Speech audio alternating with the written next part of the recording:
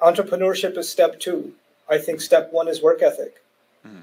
And if we're not raising a generation of kids, young boys and girls that don't develop work ethic, that don't try new things, we're not putting our kids to explore carpentry or, you know, how to fix stuff around the house, or, you know, solve a problem, and, you know, be hands-on with things and not just get someone to do it for you, right?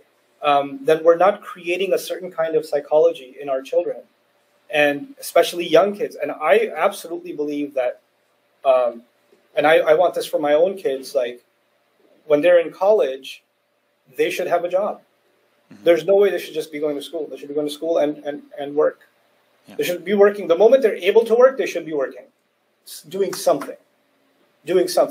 Because if you don't develop work ethic, then the most important key component to being a successful entrepreneur isn't there.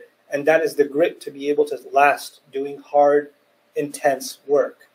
You know, hard work is going to be the key at the end of the day. And then, of course, the other thing we need to encourage in our community, which really boils down to in our own family, is constant learning new ideas, learning new things, learning new fields. You know, how will you know you're good at something if you don't try it? And when you try it, it's not just that it feels good. It's that you get validation from people that know their stuff. Like, you know, scouts in basketball, they see some 10-year-old taking a shot. They say, this kid's got potential. He needs a coach. You know, they can see the raw talent, right? So sometimes your interests and your talents align. And sometimes your interest is somewhere else, but your talent is somewhere else.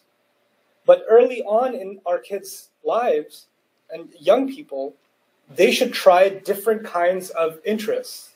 And they might discover that one of those interests and their talent actually aligns. And that's where they can become an entrepreneur. Right. That's a problem they can actually truly solve for the world, right? So this is something that if we don't give creative room to our generations, and we keep stigmatizing certain industries and certain areas of exploration, and we say certain staple careers in the Muslim community, especially immigrant Muslim communities, certain careers are successful, everything else is, it's second tier. Mm-hmm. And then there's the people who shall not be mentioned. Right. Yeah, 100%.